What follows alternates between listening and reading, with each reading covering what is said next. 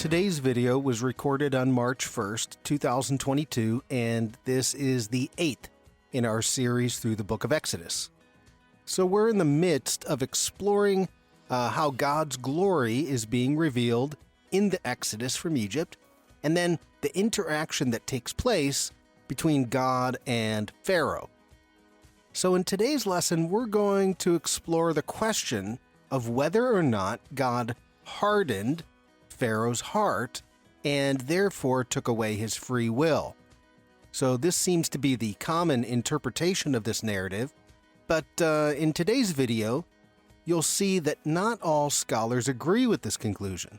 And we're going to look and see that the justification for this disagreement comes directly from the Hebrew text itself. Now, to do this, we have to follow along with the plague narrative and then look at the Hebrew words that are ultimately translated into English as hard or harden. And then we're going to ask some questions about the original meaning of those Hebrew words to see if something else might be going on here. Now, it'll be helpful for you, whether you're watching on YouTube or listening to the podcast version, to download the class notes for today's lesson. So we post these class notes on our website, figtreeteaching.com, and these notes will help guide you through the lesson. They provide references and will also provide a place for you to take your own notes. So if you look in the description section of both the video and the podcast version, you'll find a link that'll take you directly to the PDF of the class notes. Because most of us are reading our Bible in English or another language besides the original Hebrew, it's going to be beneficial to be able to isolate, as best we can, the variables surrounding the narrative of Pharaoh's heart and the 10 plagues. Now, we've done that for you on the class handout.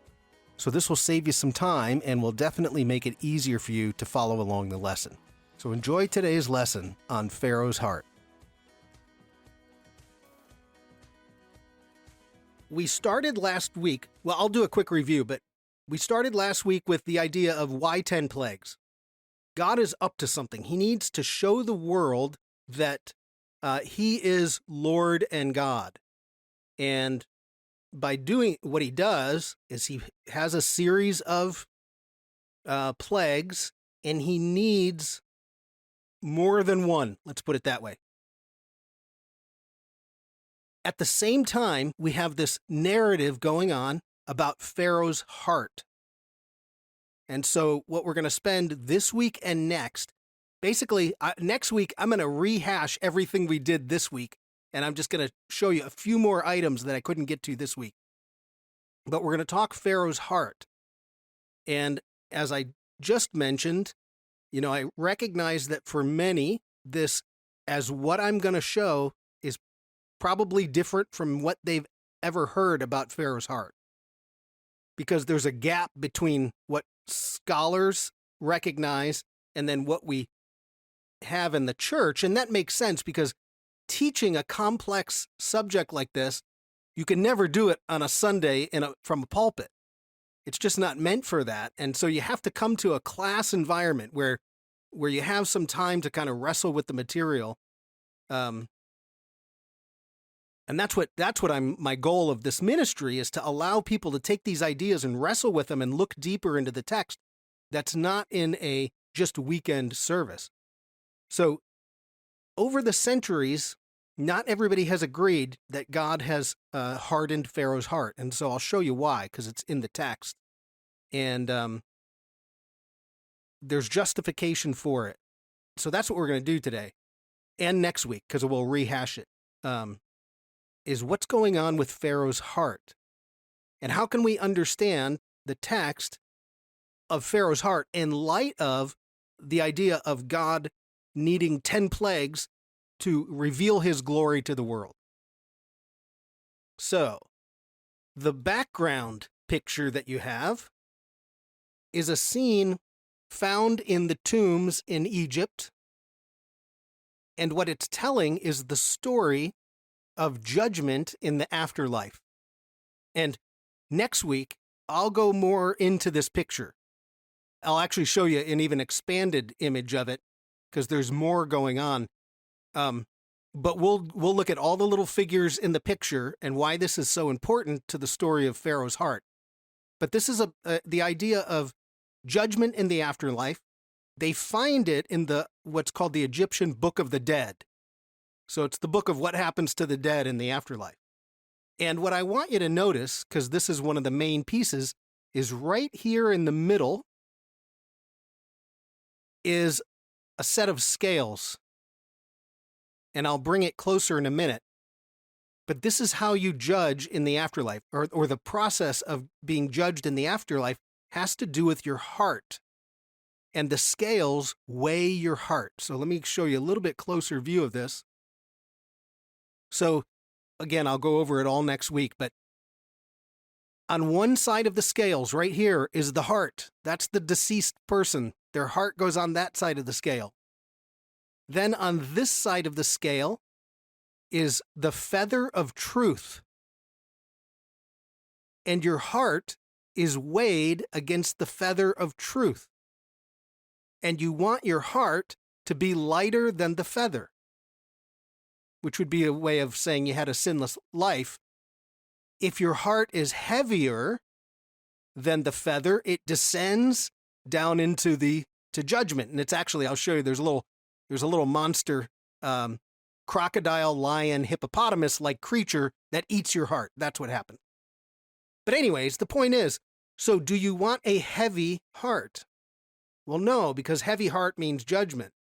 And so as we go into this idea of Pharaoh's heart tonight, and we look at the language that the Bible uses to talk about Pharaoh's heart, keep in mind that little picture, and we'll talk about it again at the end, and like I said, we'll talk about it next week. But that's one example from Egypt of the context of Pharaoh's heart, at least the way the narrative is. So one of my main purposes of putting this video together, this class and the video, is really to introduce this topic, to at least let people know that it's there, and then provide them some avenues of study if they wanted to study. And for me, it was somewhere around 2010, so 12 years ago. So please realize, if you're hearing this for the very first time tonight, it can be complex, and I just want you to know I've got 12 years on you of of knowing about this topic. Plus, I did one of my research projects in seminary on this topic because I was given the leeway to choose. So I chose Pharaoh's heart because I really wanted to dig in and focus as much as I could on all the details, and it really will blow your mind.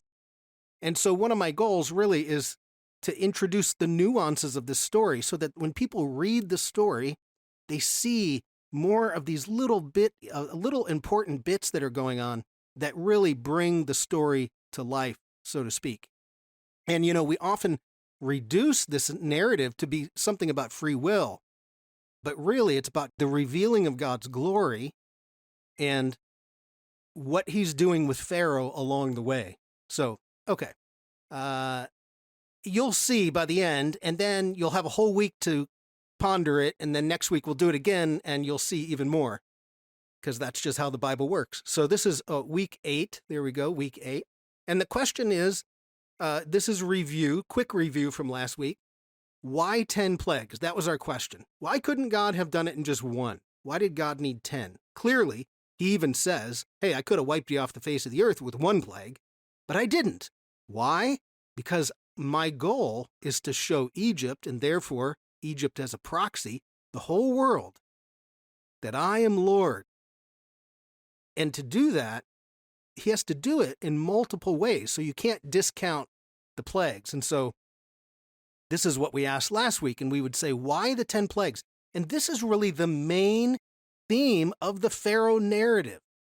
If we reduce it simply to the theological idea of whether God takes away people's free will, we've kind of missed this point. The 10 plagues is really about God's glory being revealed. How many times, we did it last week, and then if you go back and read it, you'll see the phrase, so that you will know. I'm doing this so that you will know. And that's the revealing of God's glorious power, shining power, his glory to the world. The word, this will be important, the word for glory, the root of Hebrew, kvd, kaved, or kavod would be another variation of it. That means heavy. It also means glory. So there's a weightiness to God. So God's glory is revealed, and then it's also telling us, hey, this God's authority extends to all nations. So you think, Pharaoh, you're in charge, but you're not. So this is the main theme. Now, how do the 10 plagues do this? Well, this is a little bit of what we did last week. So the 10 plagues have an increasing trajectory as each one of them goes by. So, for instance, if you read the first two, well, it's the first sign and then the first two plagues, Pharaoh's magicians are able to duplicate that. So his magicians turn a staff into a snake. His magicians turn the Nile into blood and bring the frogs out. But then it ends. And as you keep going, 3, 4, 5, suddenly you see elements of time, that this God is outside of time, transcends time. Then you see elements of geography, that God's transcending geography, or that he can even discriminate within geography. And this starts to blow Pharaoh's mind, because none of his gods can do that. So he's showing you that God transcends the cosmos rather than inside the cosmos. So what you notice is, as those increase, and next week we'll look at Pharaoh's responses, and as the plagues increase with sophistication, he gets more and more. He's even almost repenting at one point. So we'll do that next week. But that's the whole idea, that there's an increasing nature to the plagues. Okay, let's look at one example. I want you to turn to Exodus 9, and we'll just read a couple verses 4 to 7. So Exodus 9, 4 to 7 it's the plague of the livestock. But what I want you to notice are all the little details inside of this plague that indicate time, geography, and God's ability to discriminate. And then when we get to the end, we're going to look at how Pharaoh responds, because it's telling. So Exodus 9, 4 to 7. So right off the bat in verse 4, the text says, "But the Lord will make a distinction," right? So the Lord, this is a God who can distinguish between what? The livestock of Israel and the livestock of Egypt, so that no animals belonging to the Israelites will die. Now that's a tall order. You're giving Pharaoh the warning. You're telling him what's going to happen. So it's a God who can discriminate. Okay? Next verse. The Lord set a time. So now we've got timing in it. He's not just going to do it randomly. Tomorrow the Lord will do this in the land. All right? So now we've got a time set. That's going to be something that specifies it. Next verse, verse 6. And the next day the Lord did it. And the livestock of the Egyptians died, but not one animal belonging to the Israelites died. Now, you might think Pharaoh just had all of his livestock wiped out. So maybe he'd be interested in what the damages are, right? Send out his people to find out how many of our animals were killed, because this is going to be a big deal in Egypt. But that's not what the text says he's worried about. So look at the next verse, verse 7. The first thing he wants to do is he wants to know, did the Israelites' animals die? Pharaoh investigated and found that not one of the animals of the Israelites had died. That's what he wants to know, because he wants to know right off the bat, was that God able to do that or not? And it turns out he was. So, next sentence, or the last part of that verse. Yet his heart was, and I don't know what your Bible says, the NIV says unyielding. Some Bibles say, but his heart was hard. But the word there, and I put it in the more literal sense, yet Pharaoh's heart, or yet his heart was heavy. Now, why did I choose heavy? Because the word, the Hebrew word that's used there is KVD, the same word used for God's glory, kavod. His heart was heavy, and he would not let the people go. Now, what happens to a heavy heart in Egypt and the afterlife? Maybe there's something about the Hebrew word choice when it comes to Pharaoh's heart.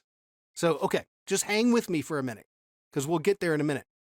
The whole point in showing you that Exodus 9 is notice, well, it doesn't talk about the magicians, but notice there's a time element, there's a geography element, there's a discrimination element. And so you can see that as these plagues increase, Pharaoh suddenly begins to waver. And that's really the main point. Okay. So let's see. Okay, two main questions we'll be asking tonight. The first one, did God harden? Now there's actually a whole bunch of questions, but did God harden Pharaoh's heart? And when we think of the word harden, we tend to think, did God take away his free will?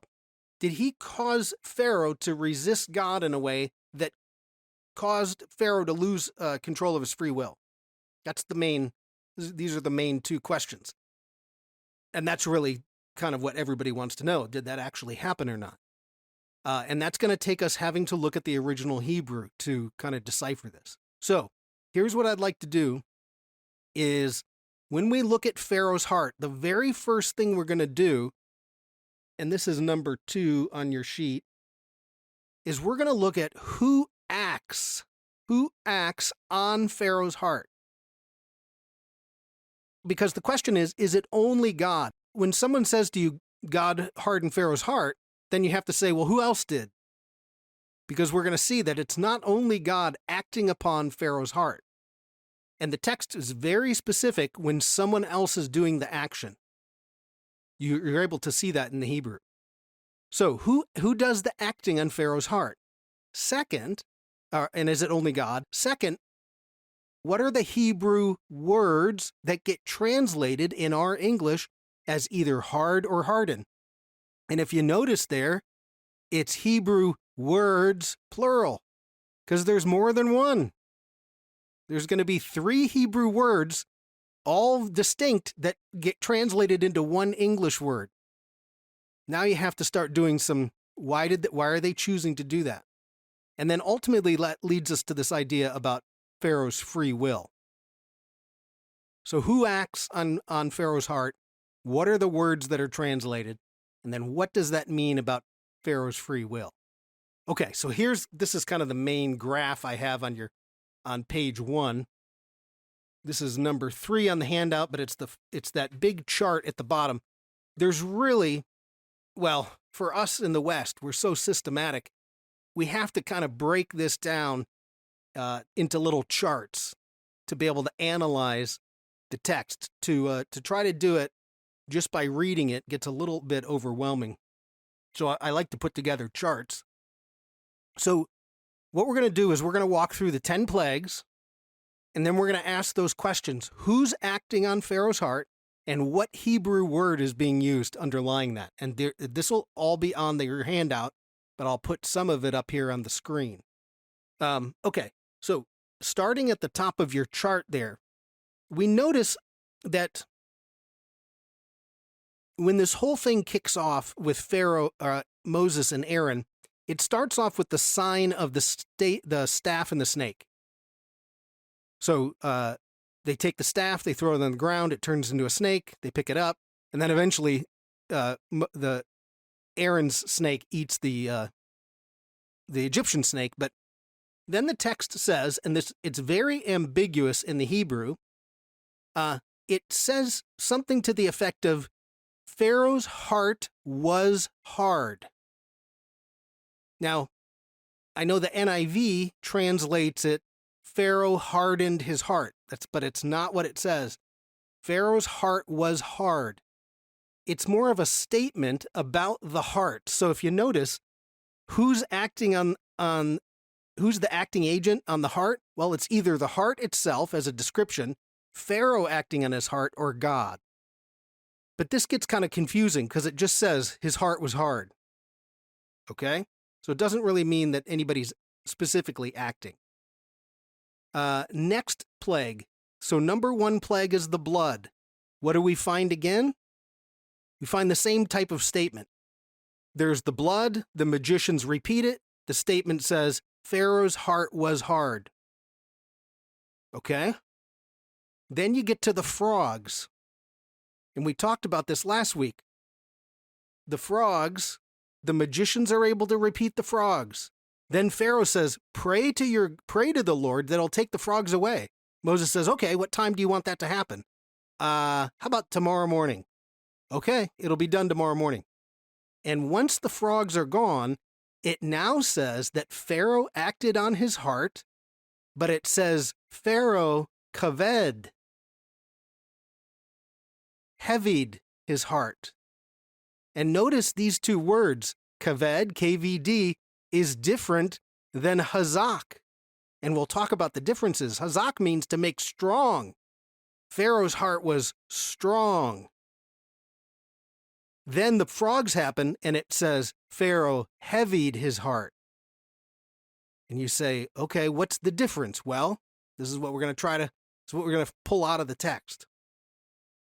So that's the first time that Pharaoh actually acts directly on his heart. Okay, next one, lice.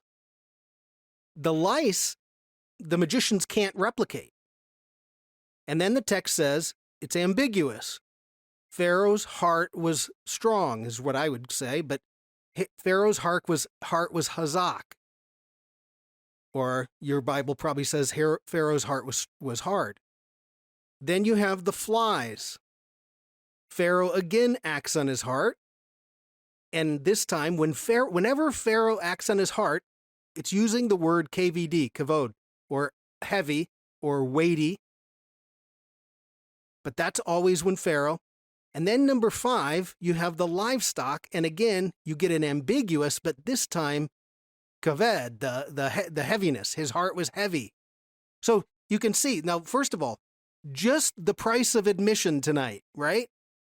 Just notice, where's God in the first 5 plagues? Has he done anything to Pharaoh's heart? 0. So if you notice, the first 5 plagues is all either Pharaoh or just a description of his heart.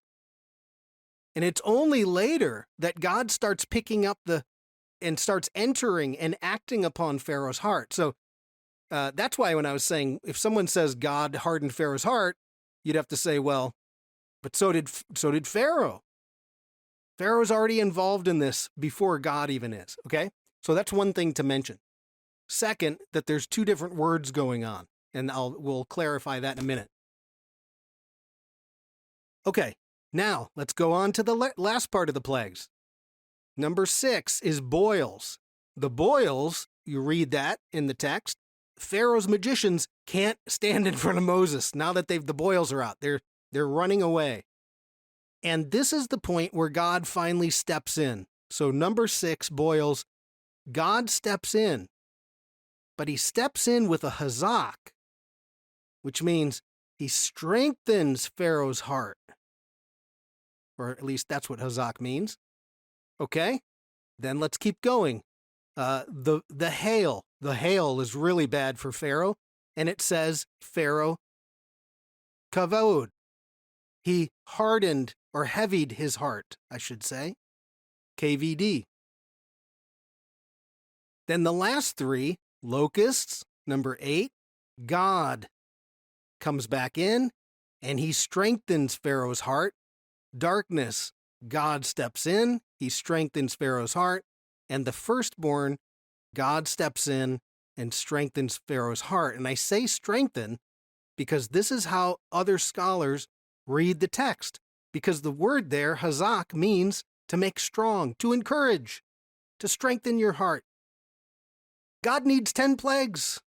Pharaoh, if you give up on me, I can't go through with my plan. So I strengthen your heart. So Pharaoh has the courage to see through this whole thing. And then finally, you get the pursuit. This is when you've had the Passover. Start in chapter 14. Now Pharaoh gets his army to start pursuing the Israelites. And what it says is that God hazaked, made strong the hearts of the Egyptians to go after the Israelites.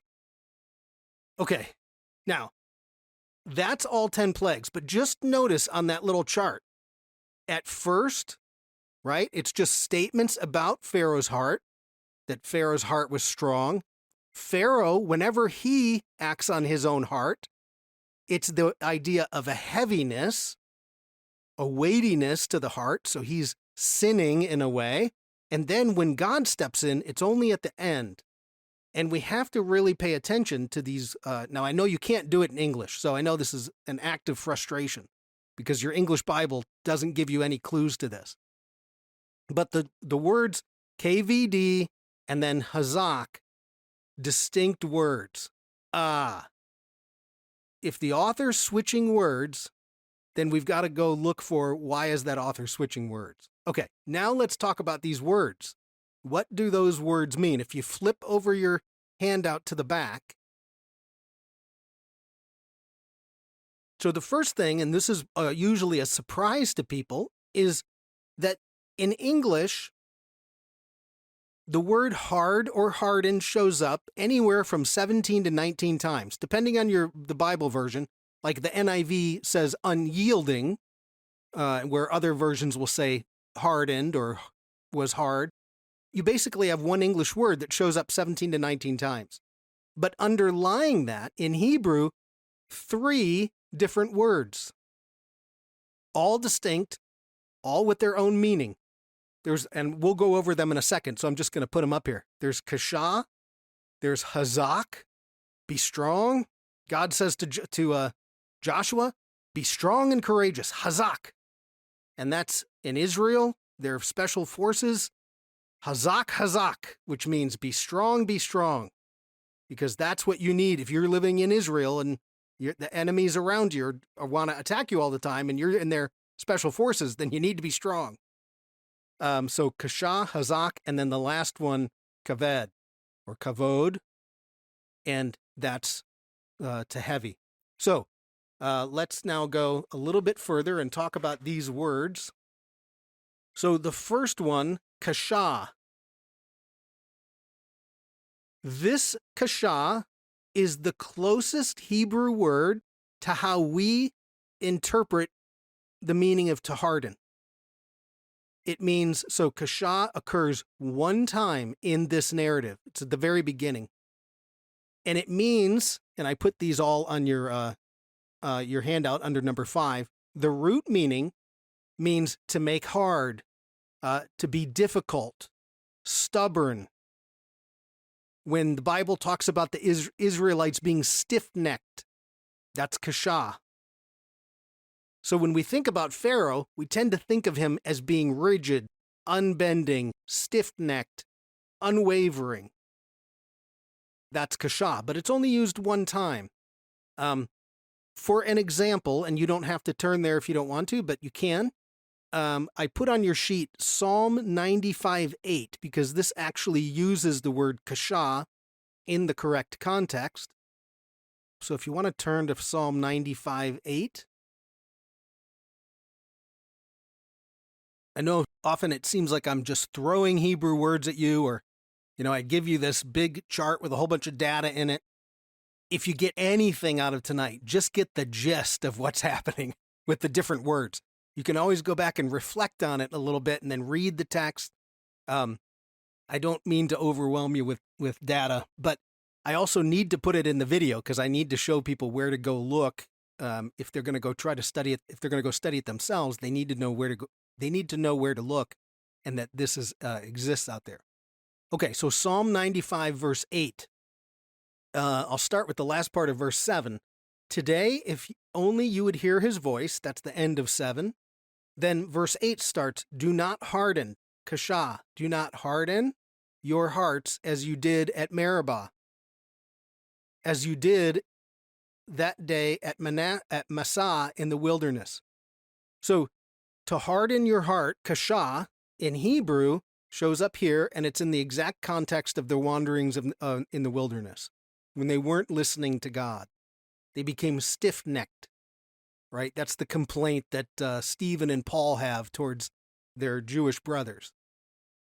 Verse 9, where your ancestors tested me, they tried me, though they had seen what I did. Okay. So that's one Hebrew word, kashah. Next, and this is the one that's used the most, hazak. And that word hazak is used 12 times, and that word means strong, to strengthen, to make strong, to encourage. And it does not in any way denote emotional insensitivity.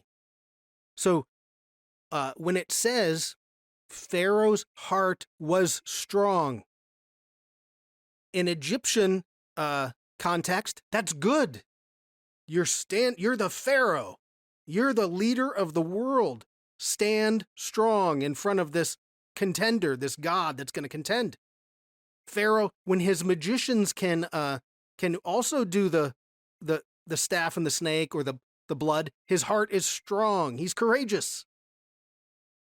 But then he starts to realize who God is, and he begins to waver, right? Okay, so that's hazak, to be strong. And then the final one is the KVD, and that's 6 times, and that means it means heavy or to make heavy. It's the word that's used for God's glory. So there's a word play going on, right? God's glory, KVD, comes at the expense of Pharaoh's heart, KVD. His heart becomes heavier, God's glory increases. So, and one thing to note, and next week I'll provide a sheet for you that's a little bit more explicit, but we'll go over this again. When Pharaoh talks about kavoting his heart, heavying his heart, it's always in the context of Pharaoh sinning. In fact, the text says, we'll look at it next week, I have sinned against you and the Lord. Pharaoh admits his sin a couple times, but when it mentions sin, it mentions the heavy heart. Well, why does that make sense in Egypt? How do they judge the heart in the afterlife? On a scale. So you have a connection to that ancient Egypt judgment ceremony, and it would be in a way saying, you know who your judge is, Pharaoh? It's God. Don't think you don't have a judge.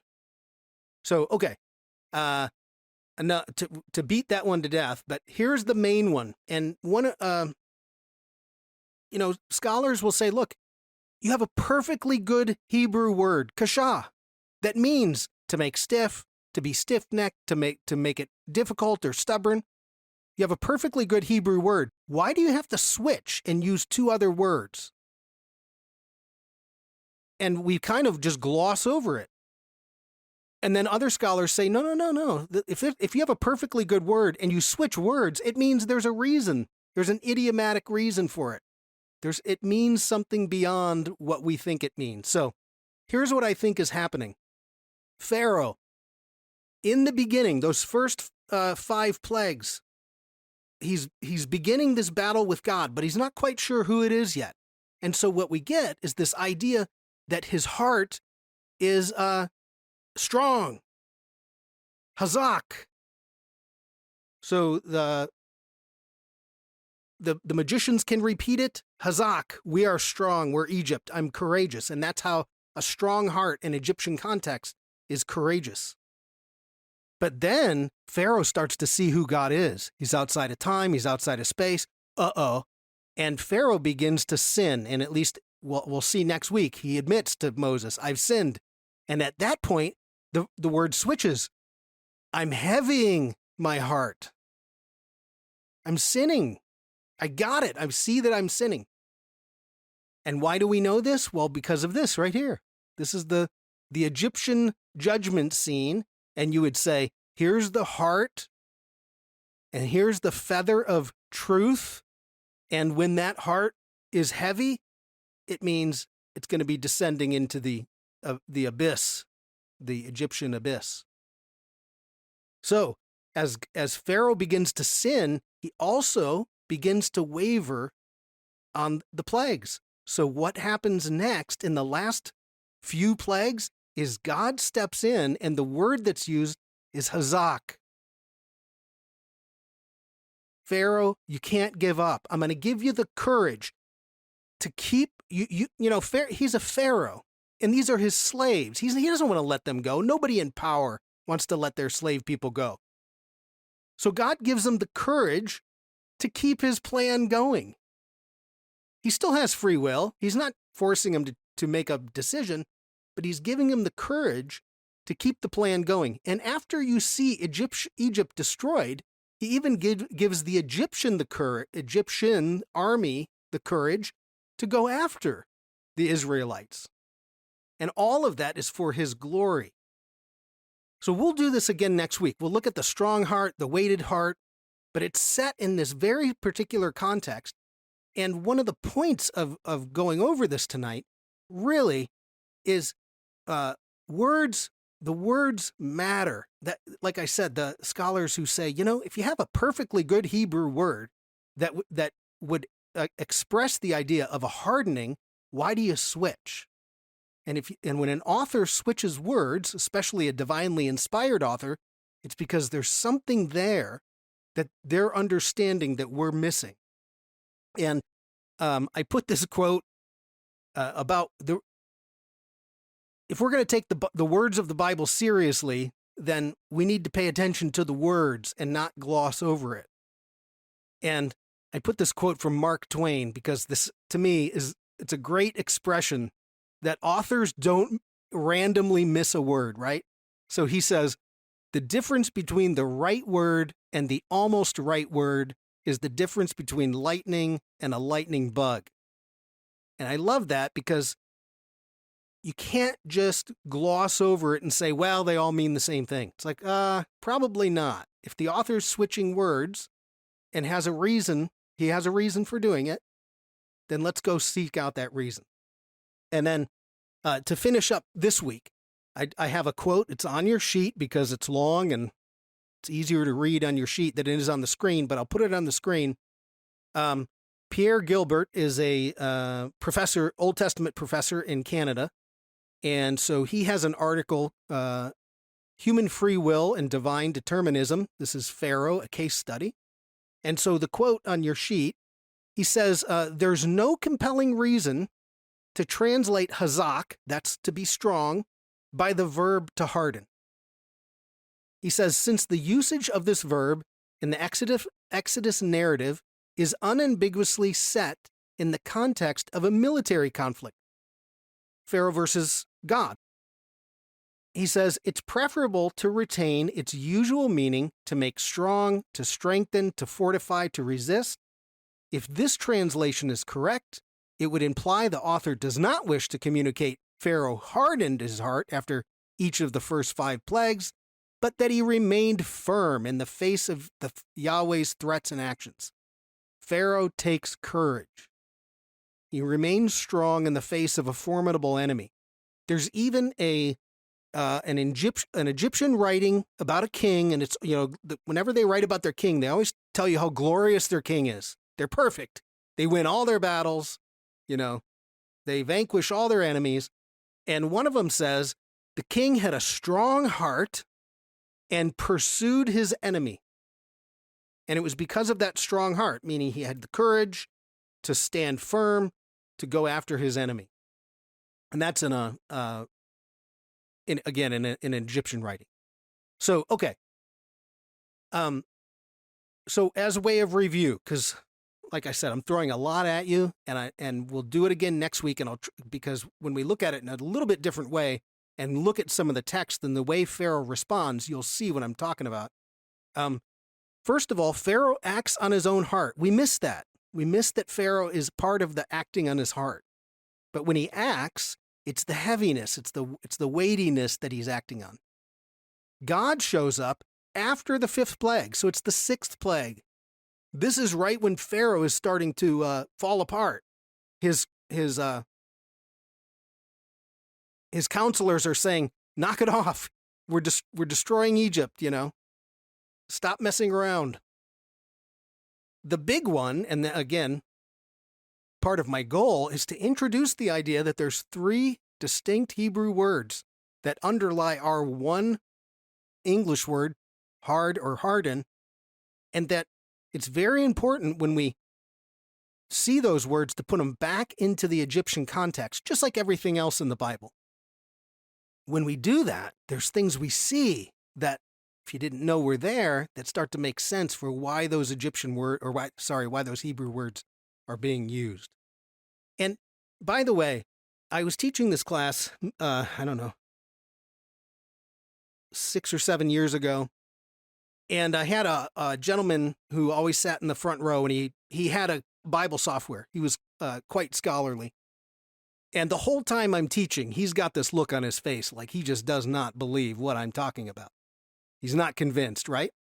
So I see him typing away on his computer, and what he's doing is inside his Bible software.